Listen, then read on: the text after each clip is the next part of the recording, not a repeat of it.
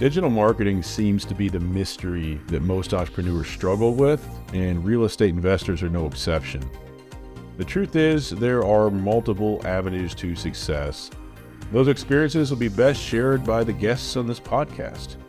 My name is Jason Wright, and I would like to welcome you to Real Estate Investor Marketing Stories. What is going on? Jason Wright here. Welcome back to the show. This is episode number 9. And decided to bring it to you. Good stuff. Keeping the momentum going. We've got another awesome guest this week, as you should know by now. I'm going to ramble a little bit before I introduce you to the guest, because that's what I like to do. Apparently, I like to talk and hear my thoughts out loud. Hopefully, you do as well. So, in the last show, kind of in the beginning, I was talking about podcasting, why podcast, why people don't get started, and how to acquire the right mindset to do so. I wanted to kind of pick up that conversation where I left off because I think it's valuable. I know it's valuable. People watching and maybe listening as well. Here's something, if I just compare my last podcast to this one, here's some things I did differently. And I think I can save you a whole bunch of time and money just by sharing my kind of failures, my oversights with you, okay? Want to hear about my failures? I love talking about it. Makes me so happy. So one thing you need to think about is how I'm going to be different. My last podcast, the tagline changed several times over the years, but it ended up being, the podcast was titled after the company. It was intentionally inspirational, and it was mindset, marketing, and motivation.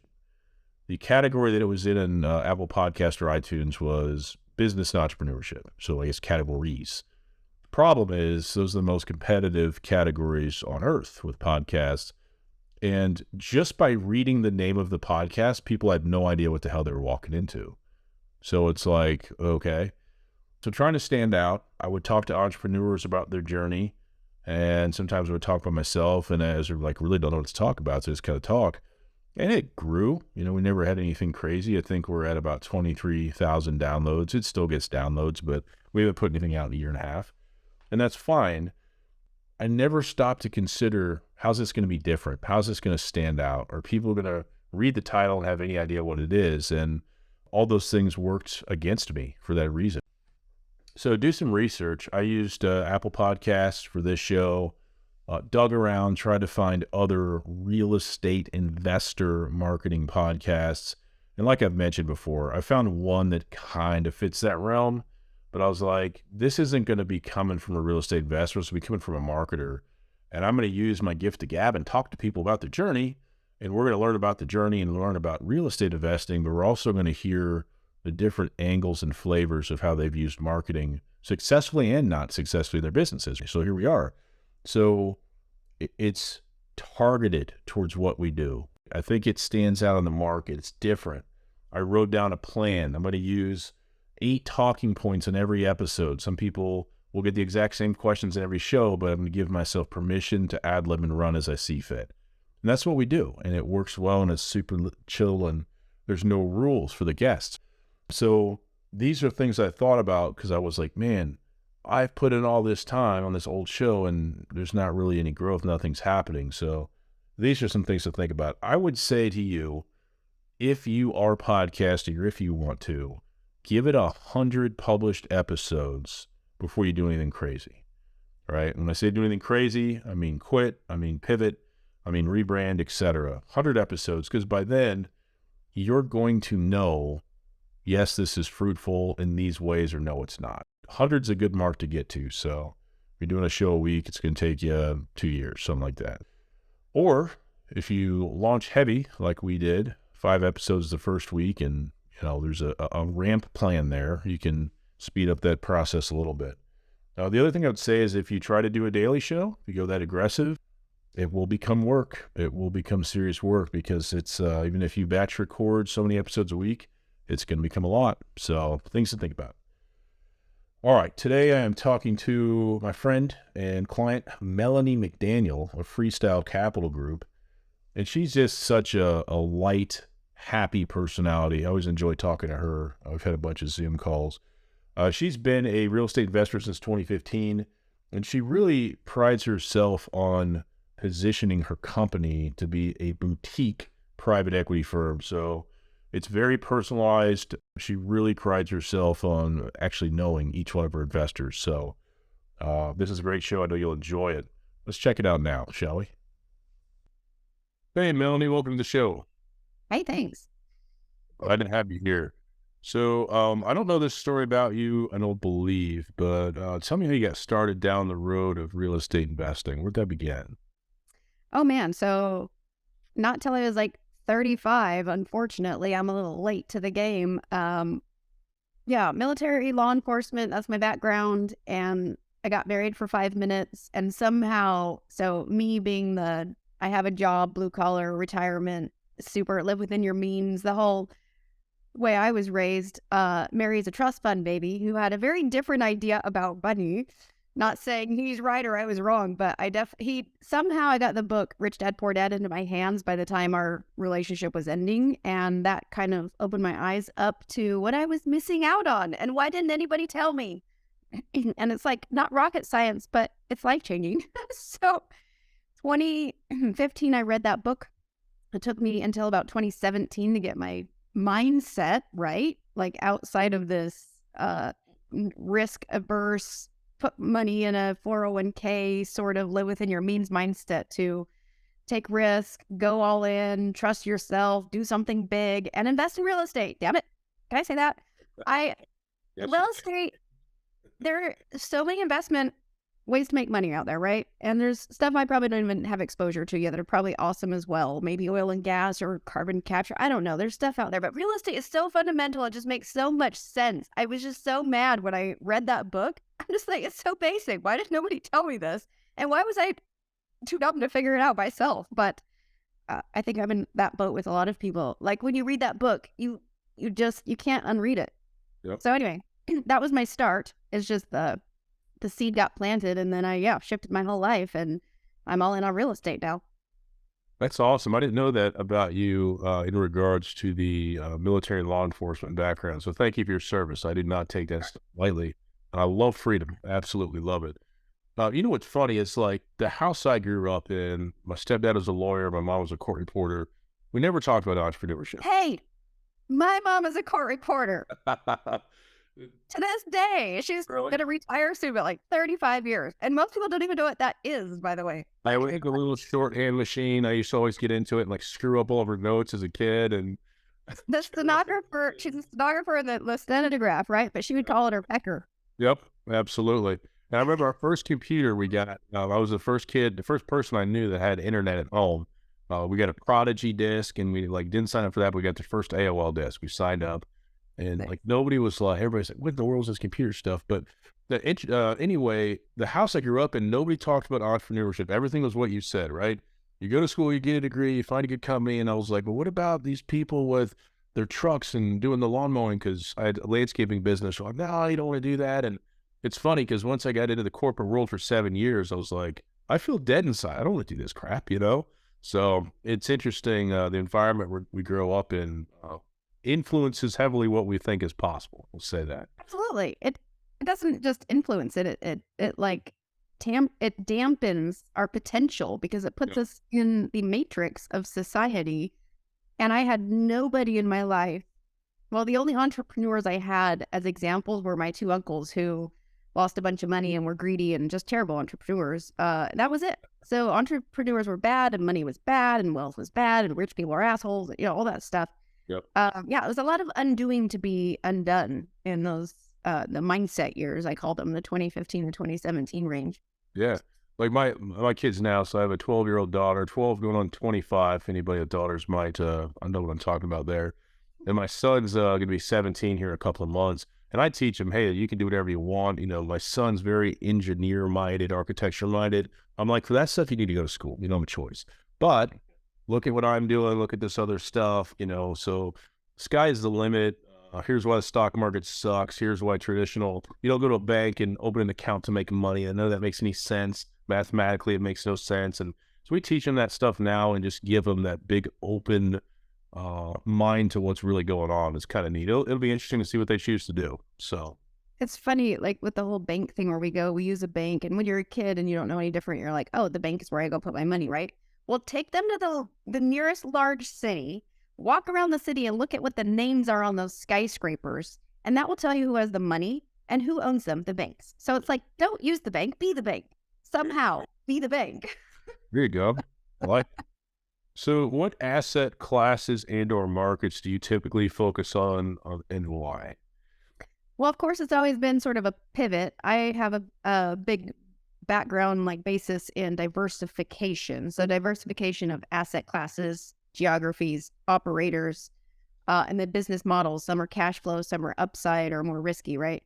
So diversification is the fundamental to me. So when it comes to asset classes, I think apartments it's where I started. So it's very fundamental, but right now they're just so expensive compared to what you can get in triple net. I love industrial triple net. It's ugly, it's not sexy, it's very boring, and that's why I like it.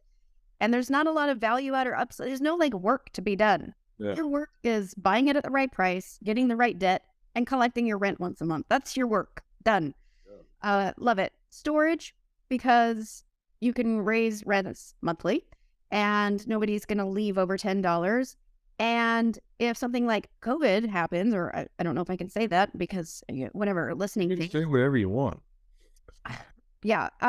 If something like that happens again, they don't put moratoriums on businesses, triple net. They don't put moratoriums on storage units. If someone stops paying their rent and they're a business, they're gone and you take their crap. Yep. If they don't pay their storage unit bill, they're gone and you take their crap. But if somebody is living in that thing, the government wants to step in and say, oh no, landlord, it's on you. You need to provide housing for the rest of the United States now, right? I'm a little bit burned on that, but they won't put a moratorium on those things. So fundamentally, I think the three, my favorite three are those: apartments, storage, and triple net. I think there's a place for any affordable housing. So mobile home parks, arguably RV parks, I don't know them, or retail and office, I don't know. They kind of took a hard hit during COVID as well. So I just like to stick to the fundamentals. So those are my three favorite, though I'm open to development and other things. It's diversification. I like build to rent too. I think that would make sense.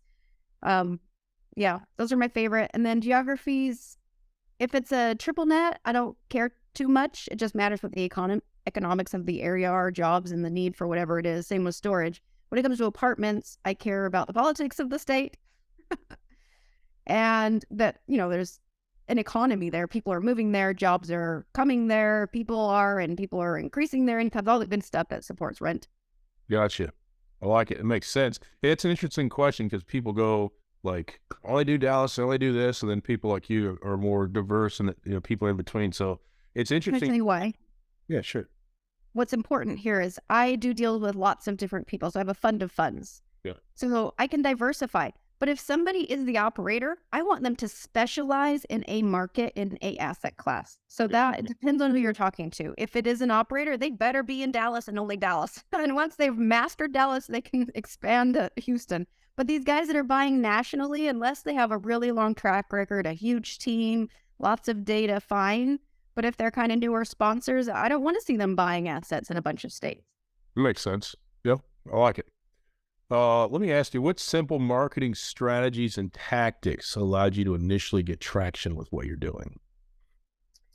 I am a very relational one-to-one person. So my best investors have still been people I've met in person, either from when I was an agent living in Virginia, military connections, or just people I've met at meetups or whatever. That has still been my number one source of investors. And personally, it's how I like to run my business. But I go to a lot of conferences and meet people. But you don't want to leave investors on the table, so to speak, if you're not at least utilizing the tools that we have, which is social media. And that's where the funnel comes in and what you guys do that's super helpful. But yeah, my best investors are people I have real relationships with. And then building on those and knowing that every time you go talk to an investor, you're not trying to get money out of them, right? Like having a real relationship. Beer, then money. Then beer, and then money. It's really great advice, man. I didn't place the big enough emphasis on it until I got kind of in this industry. This is a very relationship-based industry. My superpower is a gift of gab. I'm an extroverted freak, so relationship thing's a big deal. And I like to think that I'm a really good judge of character. Like if I meet you, your vibe is going to tell me if I can trust you or not right away. It's hard to describe it, but it's never really let me down. So I can see how that could be huge for what you're doing as well. It makes a lot of sense to me. Well, you're taking people's hard-earned money. So it's funny how Wall Street has so much of our respect. People just throw money in the stock market and don't even think about it, right? They don't know who's running it, what fees they're charging. And if it loses, they don't take it personal. They don't go after the company, But if you're a syndicator, you're doing private equity, and they're about to write you a big check, yeah, they want to have that relationship. They want to trust the person, which is totally understandable, as it should be. Yeah, would you say that this is just kind of off the cuff here, but would you say that people invest with you because of your belief in what you're doing, or are they so emotionally connected with the deal? Is it you or is it the deal that people are investing in if you had to pick one or the other? Me. Yeah. I mean, I don't like that responsibility. I want them to look at their deals and make wise decisions based on the underlying deal. But it starts with me. People trust me. Yeah.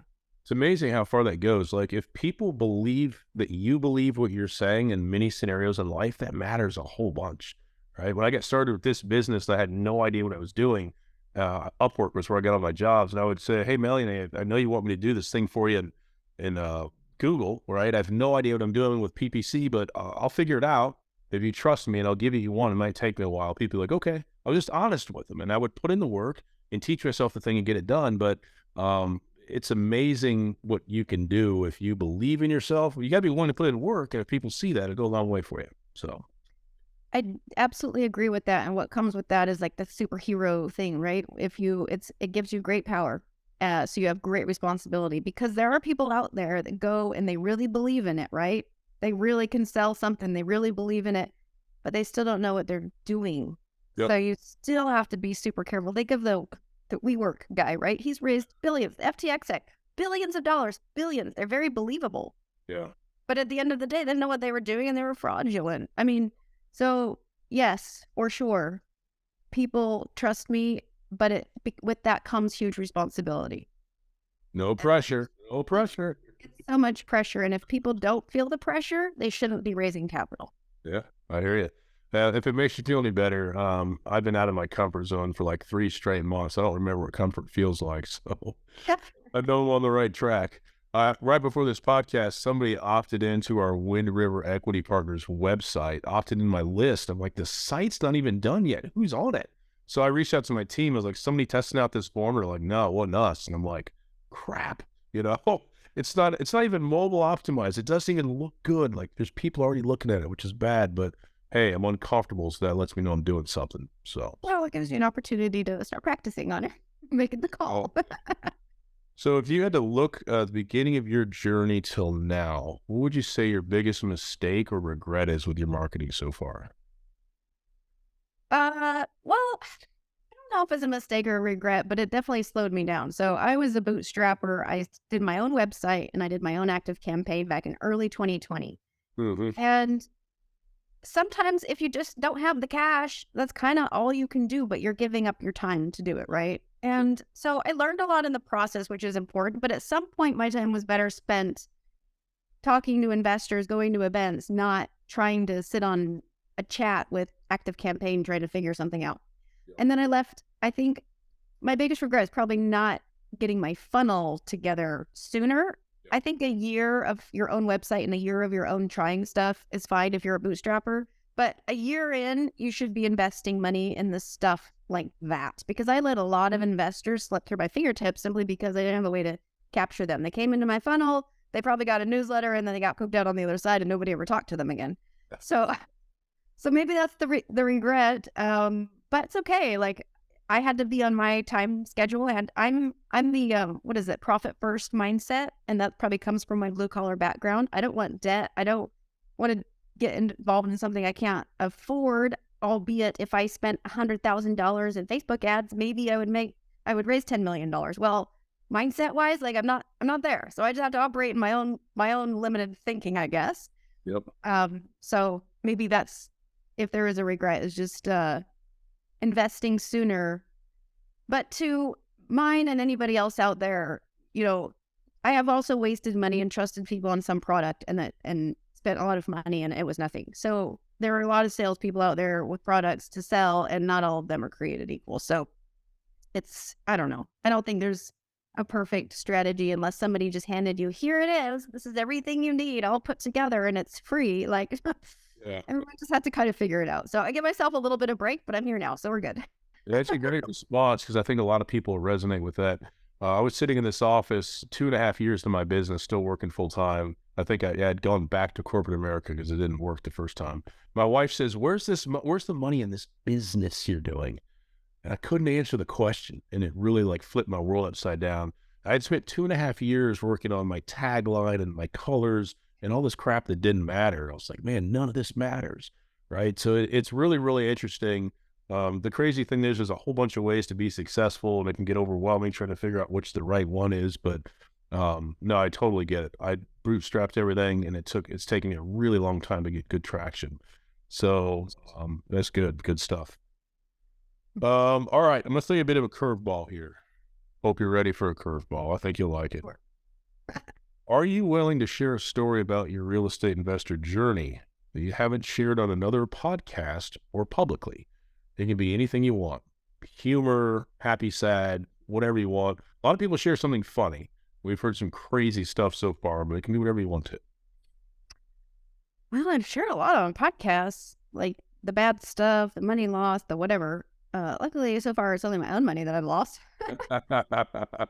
Takeaway is don't trust newbies. Sorry, I just don't have to like participate in your first deal anymore. And so that's the lesson there. We'll just skip to that. I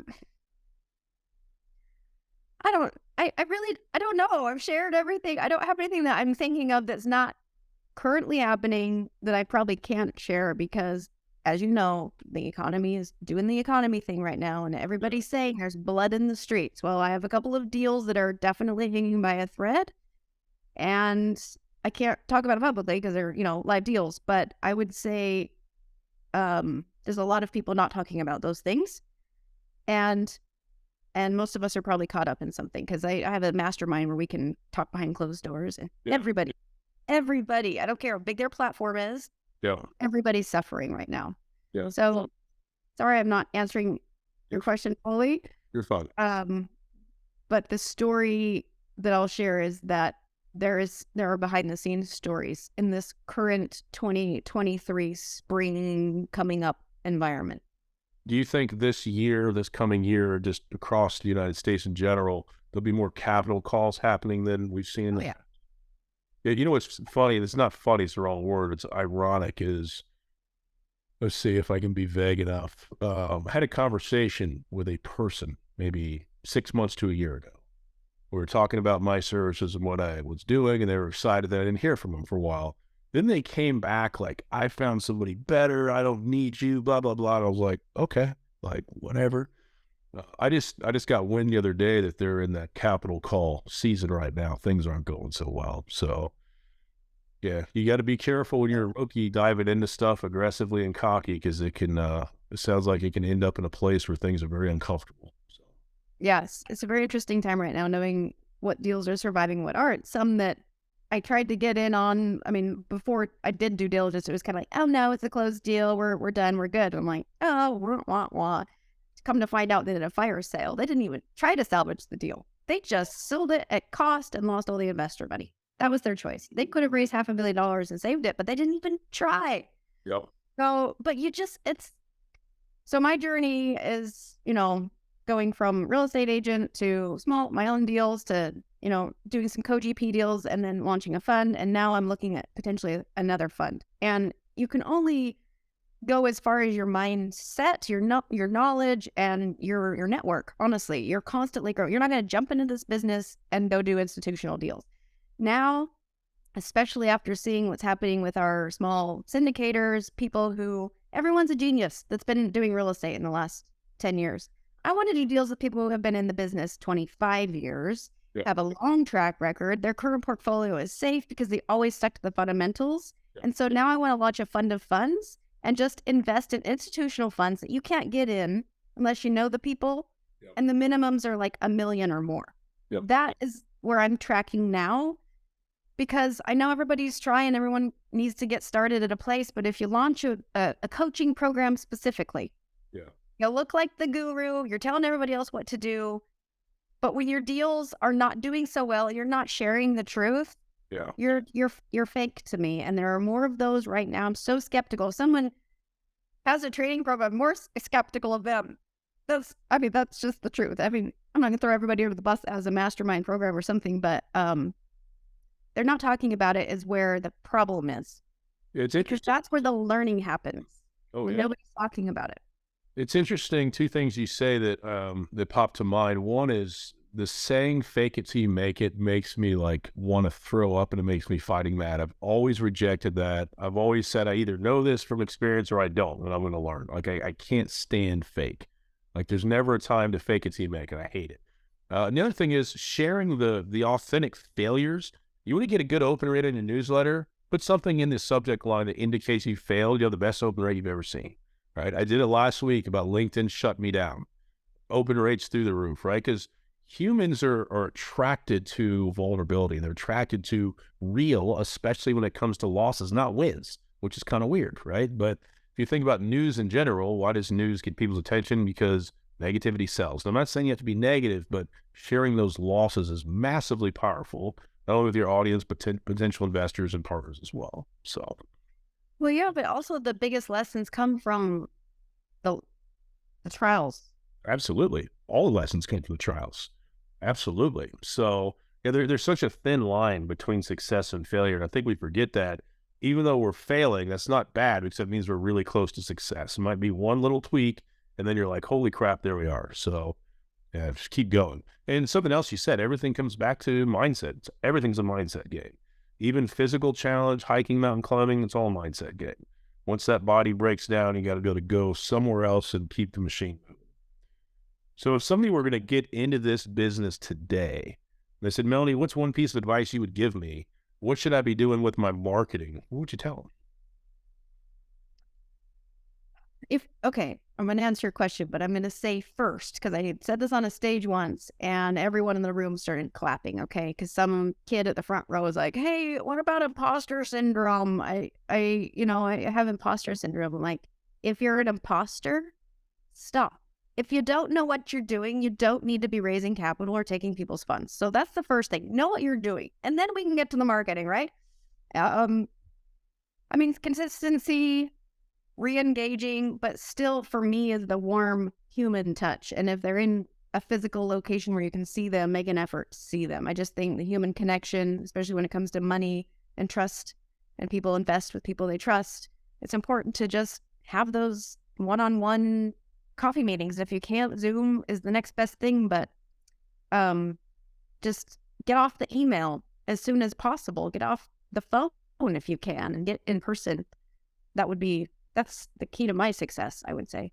I think it's great advice, and it drives me nuts. Like if you're going to do a Zoom call, for God's sakes, get on video, because people pull so much from your body language, and that video can show. It's not as good as real life. It's a whole lot better than the phone or the black screen. So I have a rule: anytime I'm on Zoom, I'm on video 100% of the time, no matter what, because it makes a big difference. It speeds up. I mean, you may not like me, but I don't think anybody's going to see me and go, that guy seems like a bullshitter. I mean, I don't give that vibe, because I'm not, and you can get that by watching me. So it's really, really powerful. So I think that's great advice. So we are in February of 2023, at the time of this recording. What are you focused on your business for the rest of this year? Well, because I'm potentially going to launch this new fund, I am focusing on getting, I'm here in Austin, so attending a lot of, yesterday I went to it's a coffee and Tesla event. I don't have a Tesla, but anybody's invited. You better believe I showed up, because there are a lot of people with money in that space. I really want to target Austin for this next fund. I really want to, because I really feel like the relationship piece is so important that I will target Austin and of course capture the rest of the nation and investors here and there with my online marketing. But I really want to build just the relationships here with the people here, because it's not just who you meet. It's who you meet that knows other people that will introduce you. And it's this network, as we call the networking, right? It's just a network of people. And if you can make one happy investor, he's going to tell 10 of his friends. So for me, lots of in-person meetings.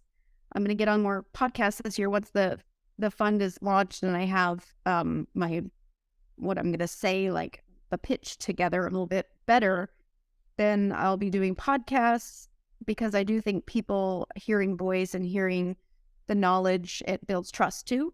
And then I can get them on the phone or get them in person eventually. But yeah, building out the funnel, keeping that tight, because once I'm on a podcast, I need them to like come in and get sticky, right? Yeah. So yeah, that's what I'm focusing on, and just more institutional grade investments for my investors, and getting as big of checks as possible together so I can negotiate harder for them and get them even more money. That's what I'm focusing on. Beautiful. And you bring up a good point. You know, one relationship can change your life and your business. One new relationship can change the game for you. So very good stuff. If somebody listening or watching wants to get more information from you or learn more about what you're doing now, how can they do so? Well, the website's always a good start. Freestyle Capital Group.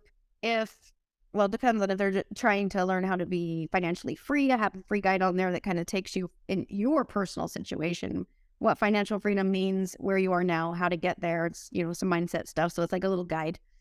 And then social media, of course, I'm around there. And then I get a lot of people who ask me about funds, how to launch funds or whatever. So I do have a little consulting option, but they just need to somehow find me through the website. They'll get to me. They'll jump into your funnel that you created for me and end up on a call. But email Melanie@freestylecapitalgroup.com. Very easy to find. Awesome. Well, I really appreciate you coming on today. I've had a great time. Hope you have as well, and appreciate everything. Yeah, thanks for having me.